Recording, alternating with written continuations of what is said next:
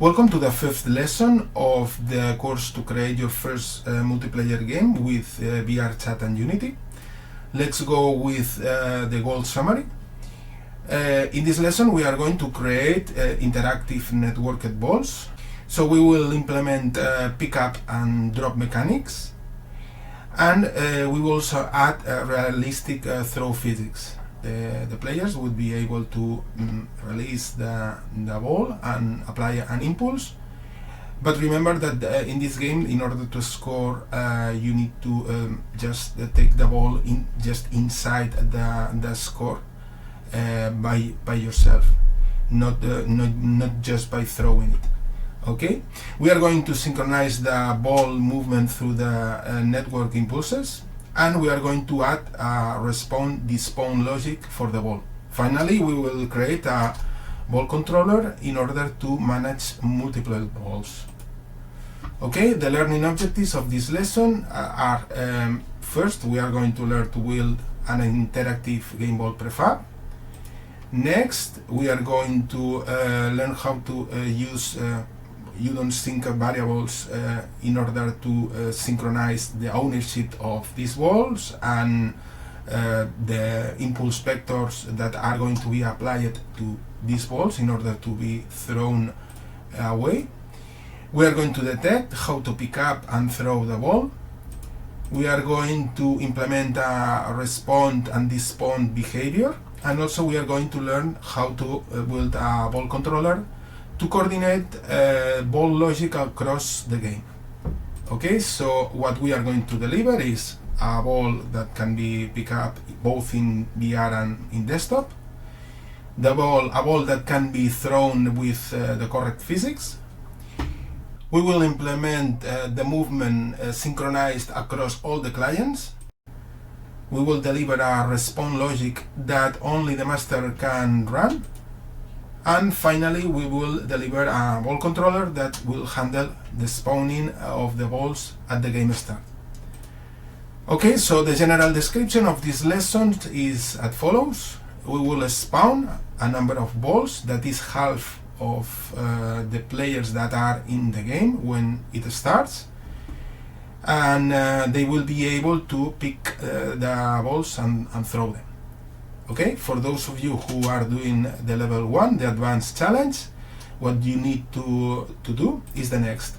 You are going to import the soccer ball and attach a rigid body to that component. We are going to create a game ball script that is going to handle the ownership. You are going to claim the ownership of the ball when a player picks up the ball. You are going to implement the pick up and release logic.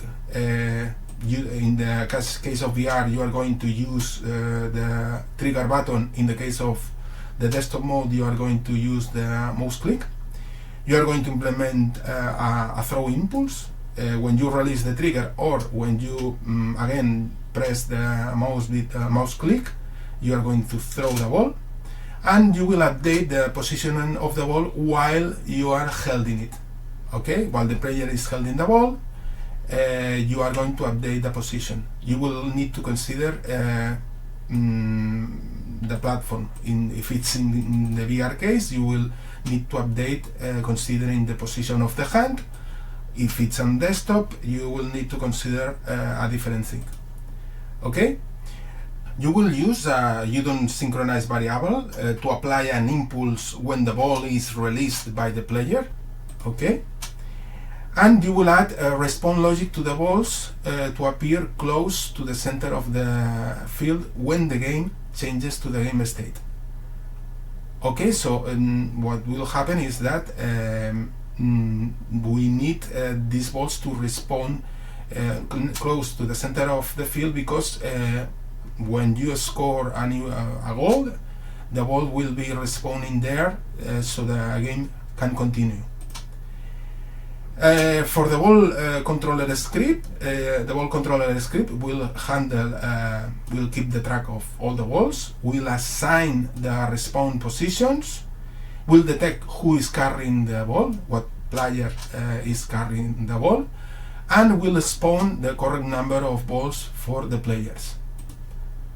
Before starting, we are going to type this code. This code is for the game controller, so let's do it. And the goal of this code is just to get the input for the VR. Okay, so here we are defining a boolean that will keep the information about in which platform we are currently running. We are initializing that variable just in the start method, just getting the information about if we are in VR or not. And these two methods, these two public methods, will get the information about the trigger, the index trigger of MetaQuest controller. In this case, we are detecting if the trigger is down, and in this case, we are detecting if the trigger is up. Okay, you will need these methods in order to be able to detect that events. Going back to the slides, you have here the lesson prompt that you can consult. You can ask for help. So the first exercise is a simple one. It's just to import a free asset from the asset store. Here is the link. So we are going to add this asset to our project. We open and download the asset in the Unity editor. Okay, so we import the ball, and we are moving the ball inside our resources folder. Okay, so what we are going to do next, we are going to create an empty game object that will contain all the balls that we will name balls. And we are going to create a prefab with the ball. So let's check the ball. This is the ball, and we are going to create a new prefab from it. So we are going to unpack completely the previous prefab. Okay, the ball is of this size. We can change the size a little bit if we want, in the case that we want the ball to be bigger. So maybe with a size of like this is okay. And we are going to create this new ball. We are going to create a prefab. Okay, so, and we are going to name it game ball. We create the prefab by dragging it here, and we ensure that there is a rigid body. So we need to add a rigid body, and we are going to ensure that the trigger is false. That's okay, because we want that this object collides with the rest of the wall. And now it's time to create a script for the ball. So we are going to create a script. We are going to name it game ball. This script is going to inherit from Udon sharp behavior, and we are going to create the Udon C# program asset.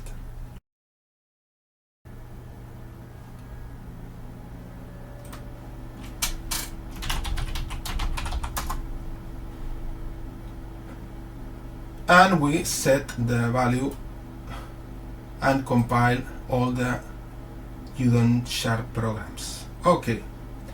Finally, we need to add to the prefab the script,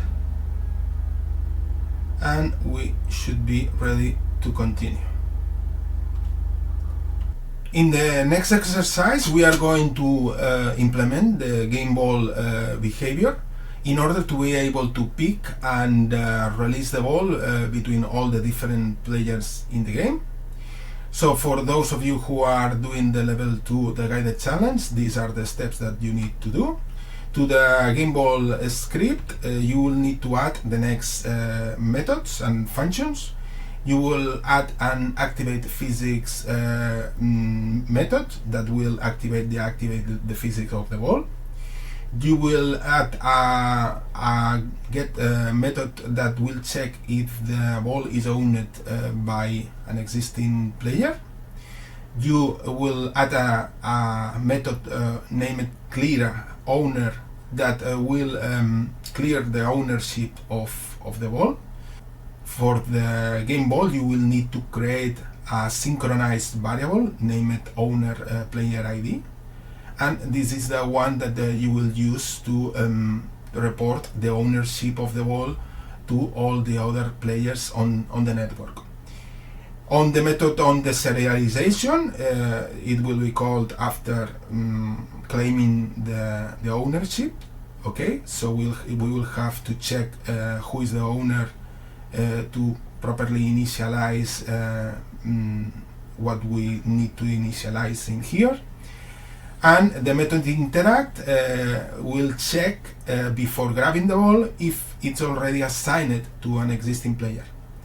If it's not assigned to any existing player, the player is free to pick the ball and own it. Okay, and after picking the ball, we request the serialization because we will have changed the owner player ID to the ID of the player who has picked the ball.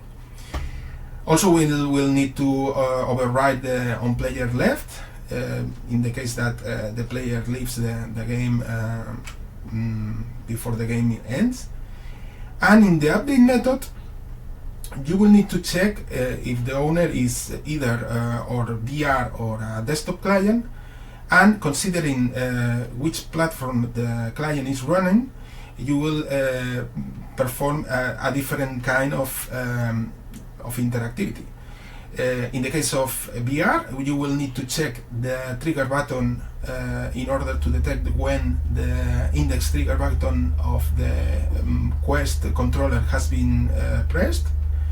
And in that moment, you will need to trigger the interaction with the ball.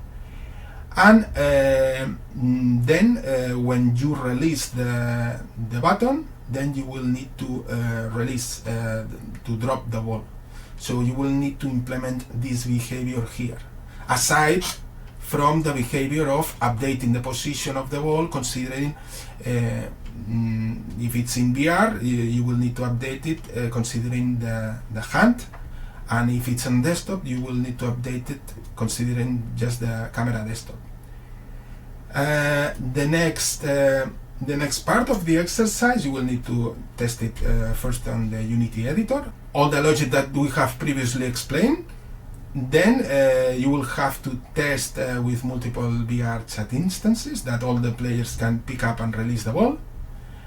And when releasing the ball, instead of doing a clear owner, you will need to implement a method called thrown ball. And this method will throw the ball with an impulse. So you will need to create a new network variable that we will use in order to report the impulse that we are going to apply to this ball. So this network variable called impulse vector will be processed on the serialization, and we will apply this impulse to all existing clients. So you get the feeling that all the existing clients, the ball is impulsed in the same direction. You will test the whole thing first in the Unity editor and then with multiple VRChat instances. Okay, so now we can start with the level 3, going step by step. We are going to start by creating the next member variables. Okay, So we open the script game ball, and we are creating these variables.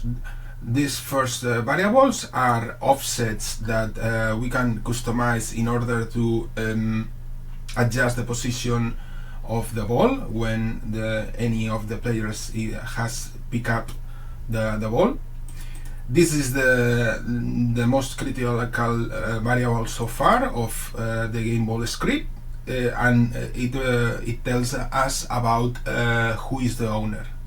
The integer represents the player's ID.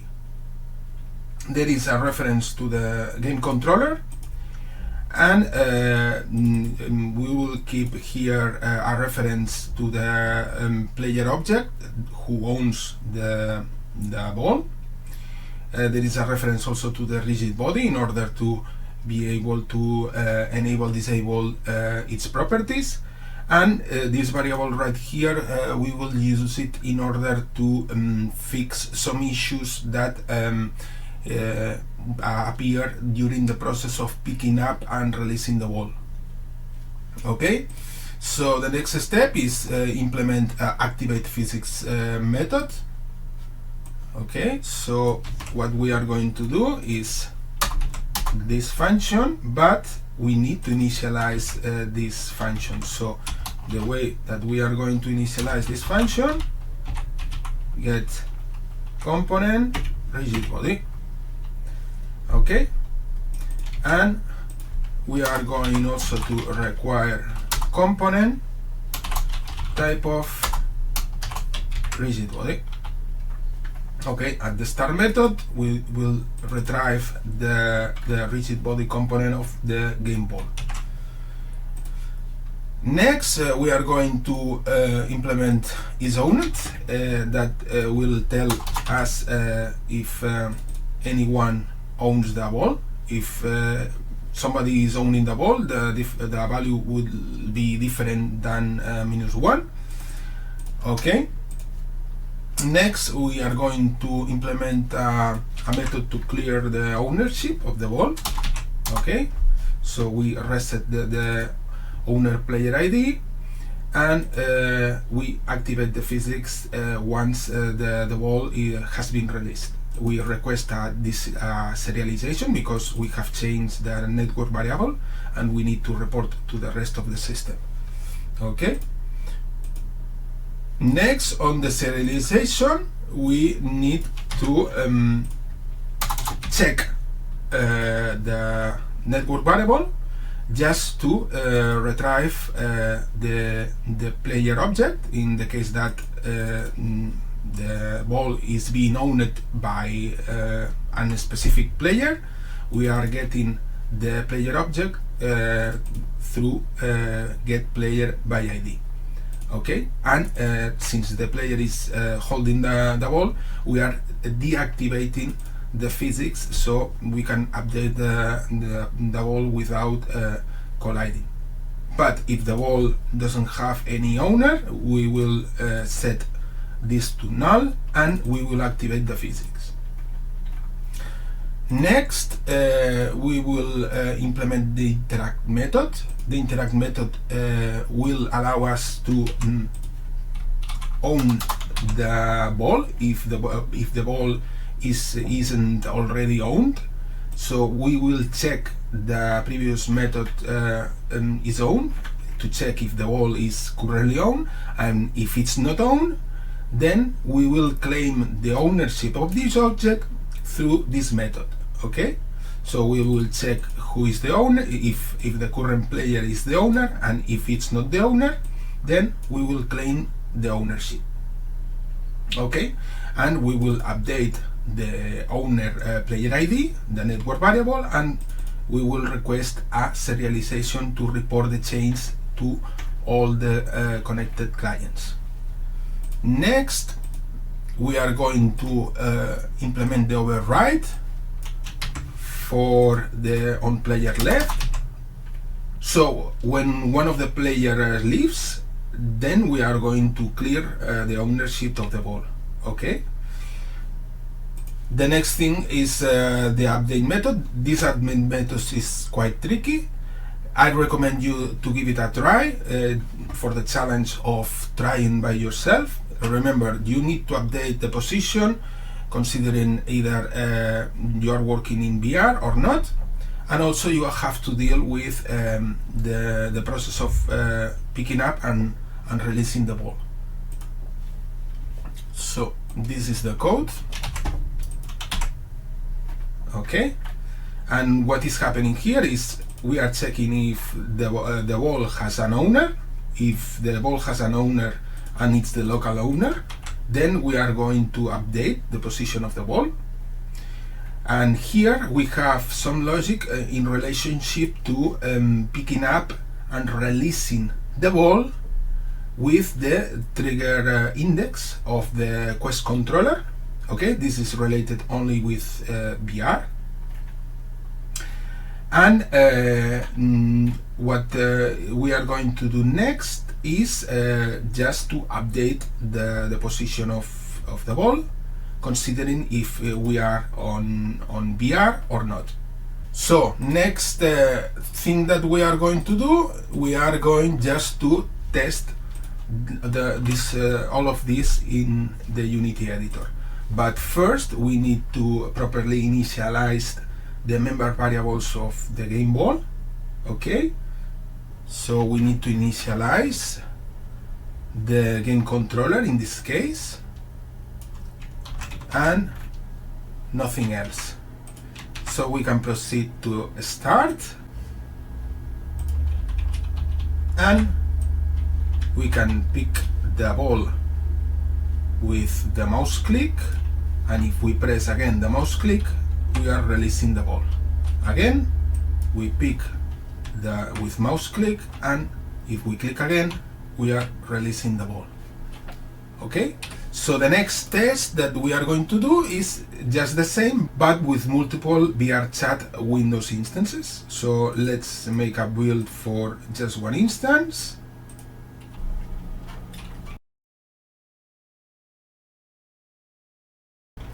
So the new player has joined. If the other player picks the ball, now the ball is being held by the other player, and the other player can release the ball, and we can check how the initial player can pick again the ball, and he is holding now the ball, and this can go forever. Okay, so the picking, holding and releasing is working. Now we are going to work on throwing the ball. Now we are going to throw the ball instead of clearing the ownership when we release the ball. Okay, but in order to do that, we need to create a new synchronize variable that will be a vector 3, that would be the impulse force direction that we are going to apply to the ball. Okay, so we need to declare this constant and this impulse vector. Okay, so here is the impulse force, and we are going to declare this new Udon synced network variable, where we will keep the impulse vector. Okay, and the method throw ball in order to throw the ball with an impulse. Okay, so what we are doing here is just checking if we are on VR, and if we are on VR, we are getting the tracking data from the hand in order to apply the impulse. But if we are on desktop, we are getting the head of the camera, and we are applying the impulse vector with a different calculation. So next, what we are going to do is on the serialization, we are going to process this vector.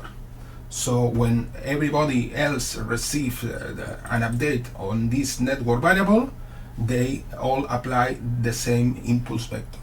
So what is going to happen here is this, that on the serialization, we are going to, instead of just releasing the ball, we are going to check the impulse vector and we are going to apply a force with this impulse vector and the total constant that we have declared as 30.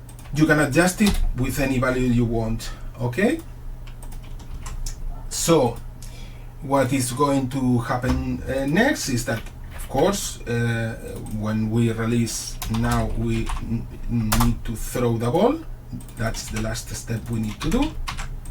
And now we are ready to test the system. Okay, so let's go and test the system. Okay, so we can pick the ball and we can throw it. And we are able to throw the ball. Okay, and now we need to do the same but in multiplayer. So let's open the control panel, let's run a couple of instances.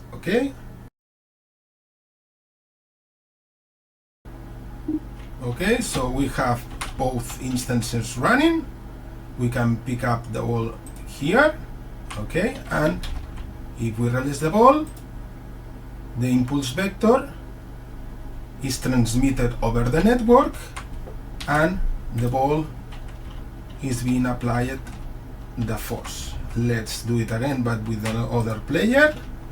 Let's go close to the other player so he can see us. Okay, let's place it here and let's release the ball in this direction.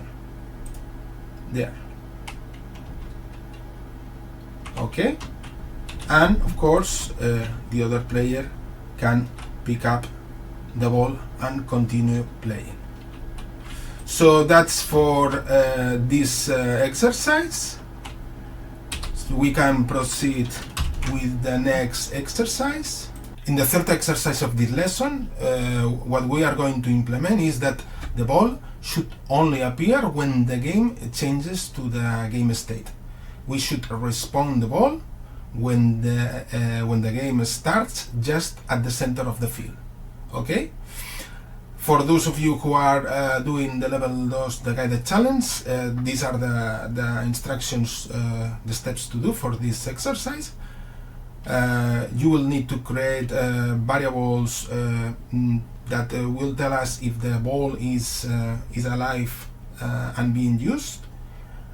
And you will use that variables. They don't need to be network variables. They can be local variable to implement the respawning process. You are going to implement the method respawn ball and with a position that you can tell the system to respawn in that particular position, and a method to despawn the ball, to set the ball unalive. Okay.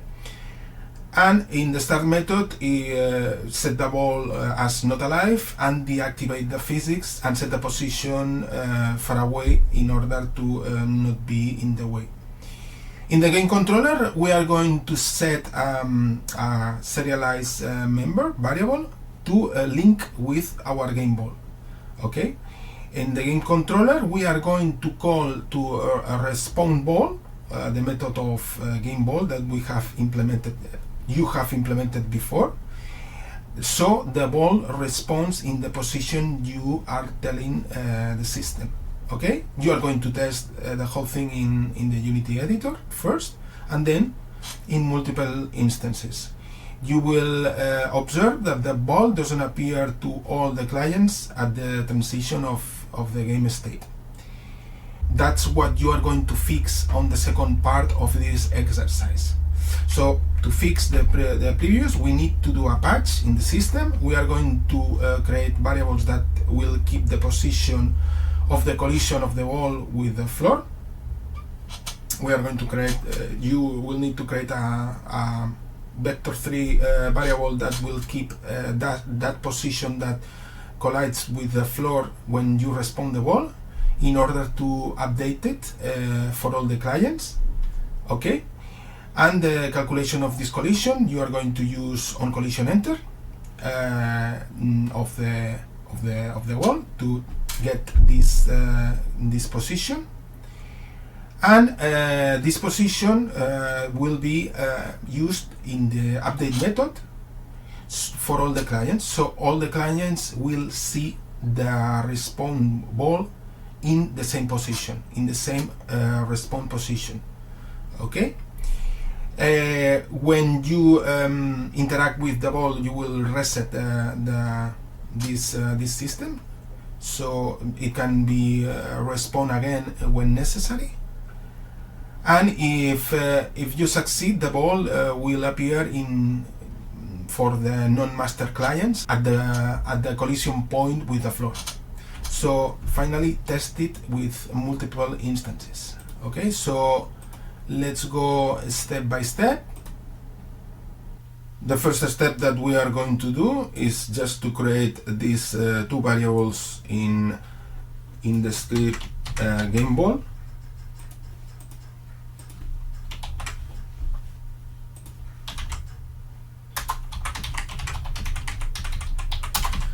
So this synchronize variable is going to tell all the connected clients in the network if the ball is being used or not. Just remember that all the network objects need to be in the scene from the start. You cannot create balls on demand during runtime. Okay. So next we are going to implement the next methods, a method respawn ball that will allow us to respawn the ball in a specific position. So this method respawn ball will receive a parameter, a vector3 parameter with the position, and it's going to be called by the master. The master will own the ball, and it will set it as alive, and it will set the position. It will request a serialization in order for all the clients to understand that the network variables have changed. Okay, so next we are going to implement a method to despawn the ball. So the ball is no longer alive. So if the ball is alive and you are the owner, then you unalive the ball and request this serialization to propagate the changes through the network. Next we are going to implement this code in the start method, and in the start method what we are going to do is just set the ball as not alive, set this reset position to position far away from the game field, and set the position of the ball to this reset position, and we will deactivate the physics. That's the configuration for the balls who are not alive. They are far away and without physics, so they are not in the way of the game. Okay, next, now back in the game controller script, we are going to connect with the ball. So we are going to create a serialized field that will allow us to connect with the ball. Let's save and go to Unity, and in the inspector we are going to connect with the ball.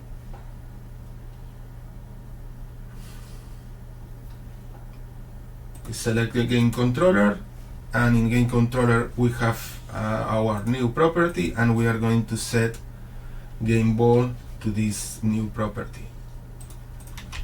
Okay, so next we are going to implement that when the game transitions to the state game, in that precise moment, in the transition to the game state, we are going to call the respawn ball with the coordinates of the center of the game field.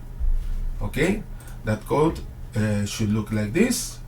Just in the state, in the transition to the state game, we are going to call that the ball respawns in the center of the game field.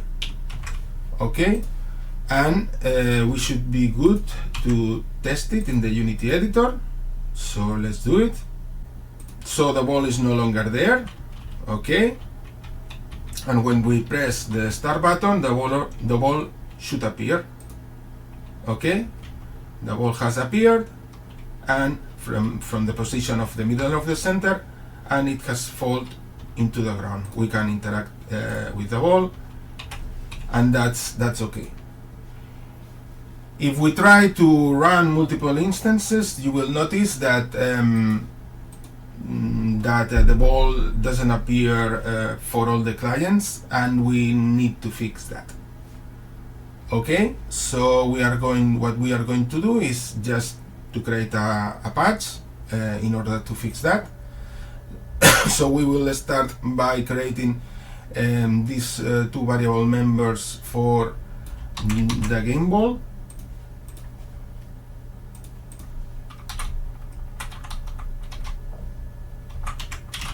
We will create another network variable that will keep the initial position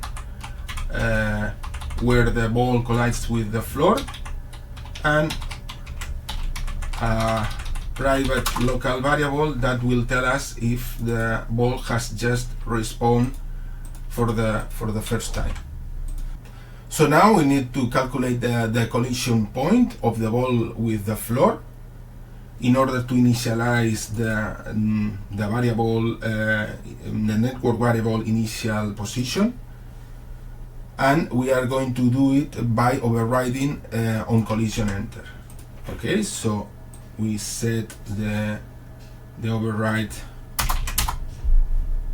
and what we need to do is then in the game controller we need to reference the floor. So we are going to create the reference to the floor. We can create another serialized variable for the floor,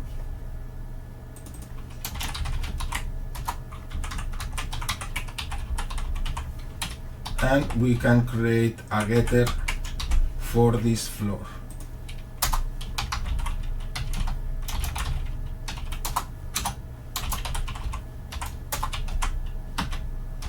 Okay,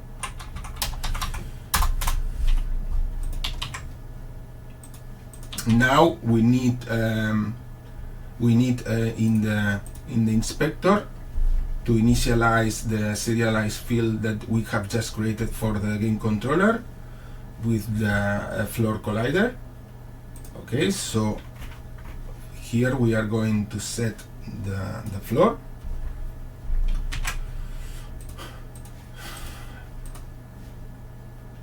So back to the code, the next step that we are going to do is to in the update method use this initial position that we have calculated here in order to be updated for all the clients. Okay, so what we are going to do is that when there is no owner for the ball, then the position of the ball should be updated to the initial position. Okay, next what we need to do is when we interact with the ball, we need to reset this initial position, and we are going to do that just by going into the interact method and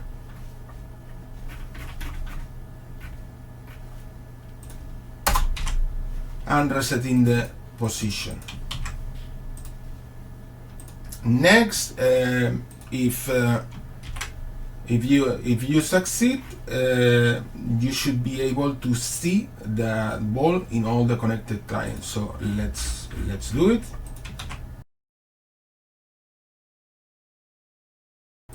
Okay, so we have both connected clients, and if we press on the start button, the ball has appeared for both clients in the middle of the field. We can pick the ball and we can throw it. Okay, so that's for this exercise. You have a code checkpoint of the exercises done so far right here, and let's move forward with the last exercise of this lesson. Since we are going to work with multiple balls, up to 5 balls, we need to create a script called ball controller that will handle all these balls. So for those of you who are doing the level 2 challenge, the guided challenge, these are the steps that you are going to do. You are going to create the ball controller script in the controller folder. You are going to create an empty game object in the scene and name it ball controller, and then add the script. You can already use the container that we did in the previous exercise. We are going to create 5 balls in the scene, and we are going to create a collection of invisible game objects that will define the respawning positions that the ball can appear. We will choose a random position. Every time we score a new goal, the ball will respawn in a random position close to the middle of the field. Okay, and these are the methods that you are going to need to implement. You need to implement a function to know how many balls are free to use. You will implement a function to get the next free ball. You will implement another function to know if the local player is carrying the ball. You will get another function to get a random respawn position where to respawn the ball. And you are going to create a method to respawn ball in order to respawn the next free ball. Then you are going to create another method called get ball owned by player, whose function is just that, get the ball owned by the player. Okay, then back in the game controller script, we are going to remove that reference with it to our ball, because we are going to work with a collection of balls, so we don't need it. And we are going to create a new serialized member field that will reference to our ball controller. Still in the game controller script, when we are changing to the game state, we are going to respawn a number of balls that is the half of the total of the players. So if we have 2 players, 1 ball. If we have 4 players, 2 balls, and up to a total of 10 players. Finally, you will test in the Unity editor, and different executions should spawn the ball in different positions, and also you will test it in with multiple VRChat Windows instances.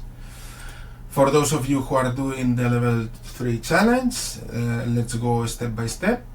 Let's start by creating the script ball controller. So we are going to create the script ball controller in the controller folder.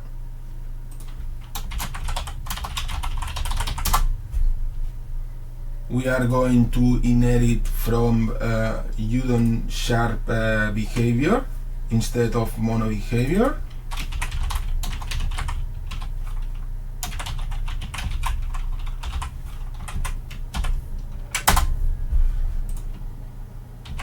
Next, we are going to create the Udon C# program asset, and we are going to connect it with the ball controller script.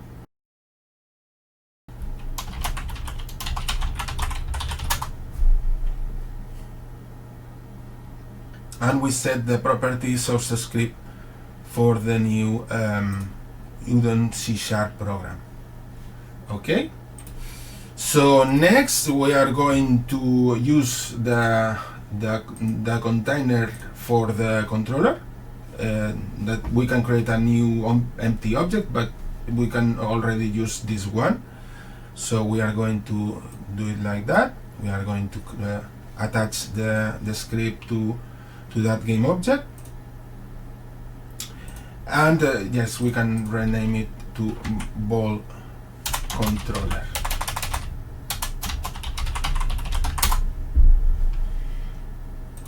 Back to the code, we are going to define these serialized members for the ball controller that will allow us to connect with the game controller, to reference the multiple balls and the spawn positions that the ball can appear. Okay, so we are going to go back to the Unity editor, and we are going to set the reference to the serialized fields that we have just created. Okay, so we are going to set the game controller, and for the balls we are going to set 5 balls, and we are going just to duplicate the ball to have 5 balls. Okay, we are going to place the whole thing far away. Okay, and we are going to initialize the array that we have just created that will make reference to all these balls. Okay, so next we are going to create the respawning positions for these balls. We are going to create a new empty game object,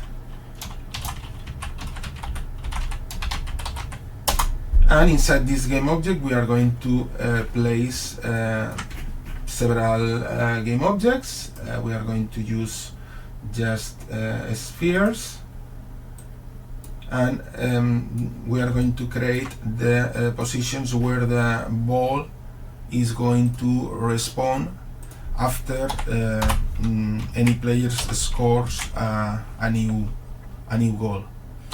Okay, so let's select these positions. Okay, once we have selected these positions, just remember to remove the sphere collider and also the mesh renderer, because these are invisible objects that we are only using them as a reference. And for the ball controller, we are going to define the respawning positions. So we are going to define, in this case, we are using 10 respawning positions. Let's order this a little bit. Okay, so next we are going to implement methods for the script ball controller. We are going to start with getting the total number of free balls.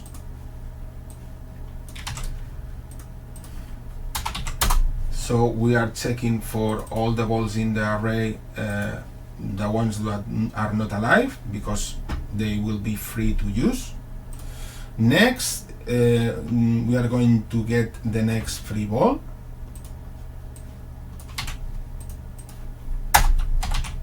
So we check in the ball collections, and the first one that is not alive, it's free, we can use it. Next, we are going to check if the local player is carrying the ball. So what we are going to do is that the ball, remember, that has the property, the variable member owner player ID, and we are just checking for the local player ID if there is any ball with that it's owned by this player. If it's owned, it's true. If it's not, it's false.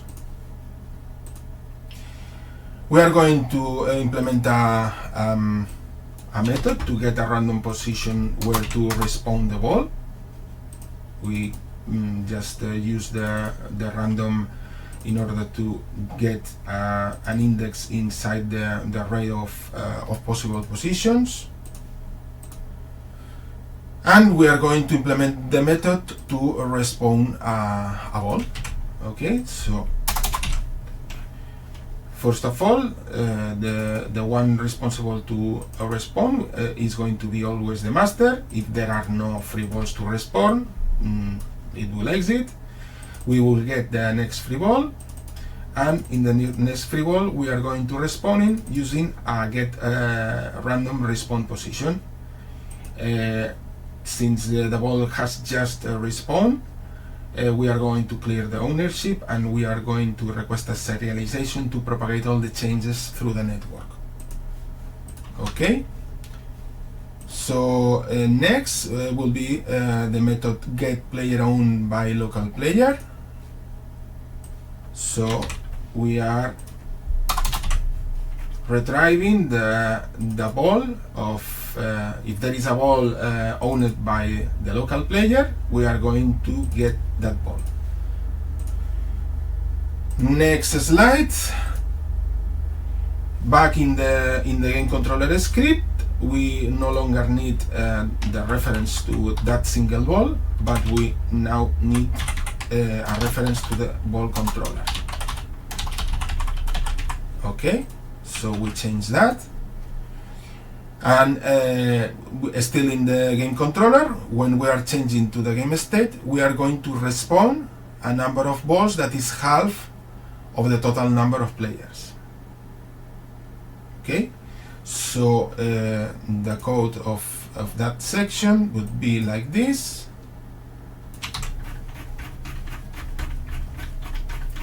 In the transition to the game state, now we are going to respawn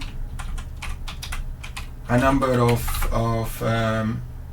of balls that it's equal half the total number of players. Okay, and we are including this preprocessor constant in order for to test locally. So in the case that we have only one player, that it's when we are running in the editor, obviously the division will be 0 and we don't get any ball. By this way we are getting a ball, at least in the Unity editor.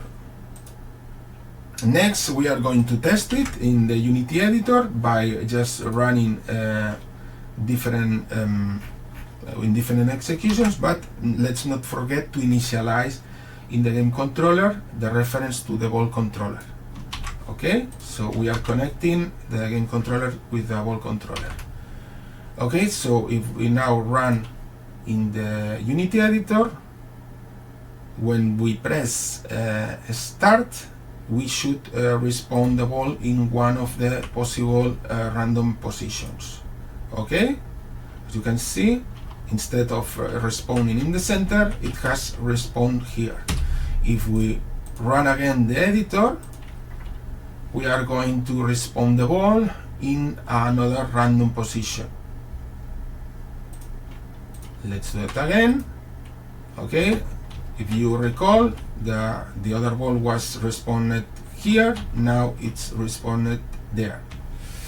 Okay, so now the next step is just to test with multiple VRChat instances. So let's do that. Let's make a build with one client. Okay, so we have the two connected clients, and now we are going to press the start button. Each player will be repositioned, reoriented towards the middle of the field, and the ball will respawn in a random position in 3, 2, 1. And as you can see, here is the ball for this player, and here is the same ball for the other player. The ball can be picked and can be released. Okay, so that's for this exercise. You can get a code checkpoint with all the exercise done so far for the lesson, and this would be the end of the lesson 5. What we have done in this lesson is to create an interactive throwable balls, to consider the VR and desktop input support, to implement real physics behavior, to network synchronize the impulse forces. We have worked on a response logic system, and we have developed a full multi-ball manager. In the next slide, there are several questions that where you can self-assess yourself about the knowledge you have acquired in this lesson, and you can provide some feedback about this lesson in order to improve for the future.